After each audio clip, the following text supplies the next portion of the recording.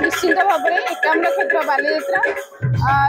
जी उद्घाटन उत्सव प्रथम दिन आज अनुष्ठित हो जाने कटक बालीजात्रा नंबर 1 किंतु जहा हो एकाम्र विधायक बाबू सिंह महोदय सहित ए अंचल जे विकास चाहते बाबू सिंह महोदय सहित अच्छा कवि भाई जो कला संस्कृति परंपरा को बचाई रखिबार जो प्रयास कर आगामी पीढ़ी की विषय आगत करने जो प्रयास कर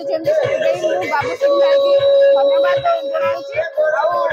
शुभेच्छा जनाऊँ निश्चित भाव में आमर ये एकाम्र क्षेत्र बालीजात्रा नंबर 1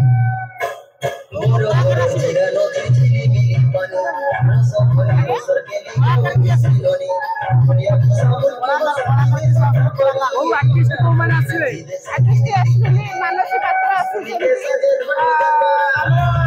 अन्य अतिथि मैंने ठीक से जानी भल भल कलाकार मान सब